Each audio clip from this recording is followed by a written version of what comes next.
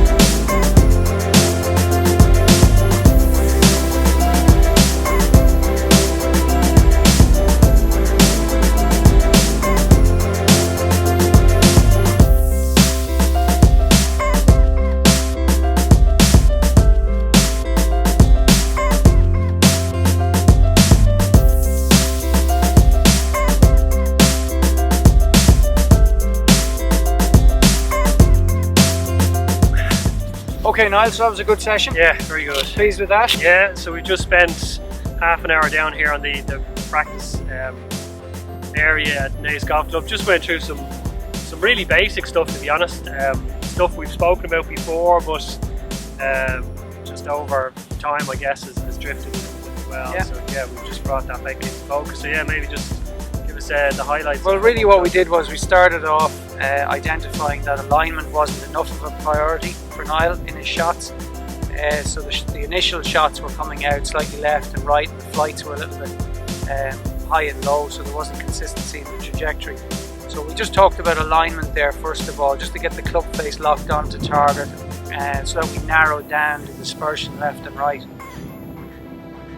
Then we moved on to discussing the flight, the trajectory and the strike, and some of the divots were shallow, some were deep. The ball wasn't flying off the club face and on the same or similar launch angle each time. So that I identified that was a loss of width in Niall's swing, or should I say not maintaining width between his hands and his chest as he swings the club around his body. That would be imperative whether it's pitch shots or long game. It would be very important to maintain width throughout the swing. And just on the width thing, because it's something I've always struggled to understand properly, it is literally the distance, maintaining the distance between your hands and the centre of your swing. So rather than folding that arm at some point, you're maintaining that by turning the... Exactly. So if you think of the centre of the chest as the swing centre, then you think of your hands as the swing radius. It's maintaining that distance.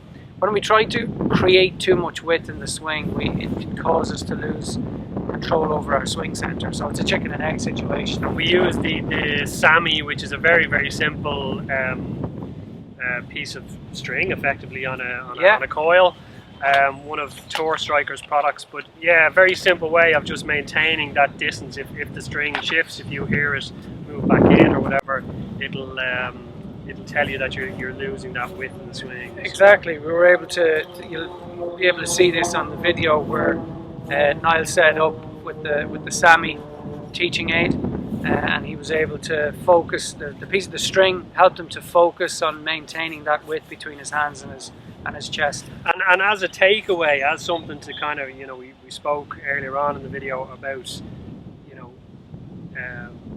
training effectively. So rather than going and hitting 100 shots and not knowing or not feeling that you're doing that, using something like SAMI or anything else for that matter to work on maintaining that width. Is that something you can do, if you're taking a half hour, can 10 minutes of it be spent with something like that, just working on that feel? Or yeah, feedback is hugely important, and I think making a mental connection.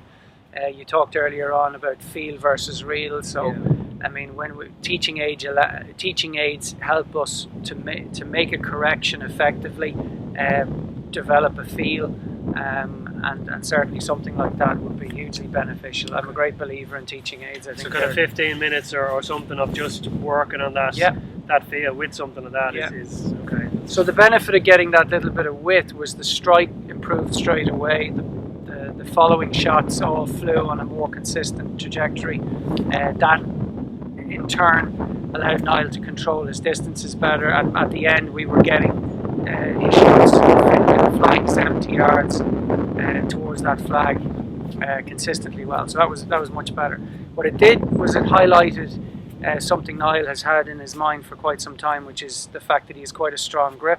So once the width was established, the strike improved, the flight improved, but the stronger grip was causing him to rotate his hands a little bit too much to impact. And with a more lofted club, that will exaggerate how far the ball starts left and hooks left. And it was quite interesting for me because although we spoke about it earlier on, things like the position at the top, and we talked about grip while we were standing here, it wasn't mentioned once. We worked on that, maintaining the width piece, and that in turn highlighted the fact that strong grip then was sending everything left. So it was at that point then that we made a minor adjustment. I think the order is very important, because if we change the grip and the strike doesn't improve, the feel good factor isn't there. It can you make a change, but your priority doesn't get better. So your priority, from so our if we had to change that grip but still lost that distance, we would have just amplified the problem, correct? Effectively, yeah. Okay. Yeah, we would have, when your objective is to improve the strike and you make a change and the strike doesn't improve, it doesn't encourage a great feel-good factor. Okay. So making changes when the faults are highlighted and obvious allows you to change them quicker as well. So, and that's not, that width thing, although we've spoken about it time and time again, it's not necessarily something people think about when they're making swing changes, because they think the swing change is the grip, and the grip is going to do something else, or it's that position at the top. But something very simple like that. And another thing, rather than using a 58, there is a breeze here. Hopefully that's not impacting on the audio on this too much, but I would have normally stepped in there with a 58 and ballooned the thing up in the sky. Rather than do that, we took a pitching wedge and we were playing much more controlled shots. Once again, maintaining width, or what coaches might call the swing radius, by maintaining that when you're hitting these shots, it allows you to use less loft and let the loft do the work and control the trajectory. I think when you're losing width in your swing, and it's a common thing, particularly in shorter shots, you're always going to be more comfortable hitting something harder. Because you're going to feel more in control of it. But when you lose width, you lose control over where the club enters the ground. And then therefore using something that has less loft and making a shorter swing, you might feel a little bit nervous about that because you're not sure that you're actually going to make proper contact with that golf ball. So this will open up your entire pitching game, because it's going to allow you to have more variety with the shots and how high and low you hit them, and how to get loft to do the work for you, which I'm certainly for me, the shots that we've hit in, there's still dispersion front and back and stuff like that, but a good few of them were well within what a typical green would be, which is a good thing. So number one kind of lesson as part of this, from my perspective, is swing radius, or maintaining that width is kind of crucial, because that's going to apply to the pitching wedge as it's going to apply to the 7-iron, the driver, the whole lot. So if I can get that nailed up, for these kind of shots, and improve obviously the scoring zone stuff, hopefully we should see that replicate through the bag. So our goal for the next day is to work on that, come back and have a look at it. We'll know by the strike and the trajectory and the distance control and some of the video work that we've done whether you've practiced it effectively or enough. And then we can move things on from there. But that if as I said earlier inside, if there's one thing we can do better today, let's find it. Well, I think that's it. And that's it. That simple thing of just working on maintaining that width. That's something you can do in your living room, you can do in your back garden.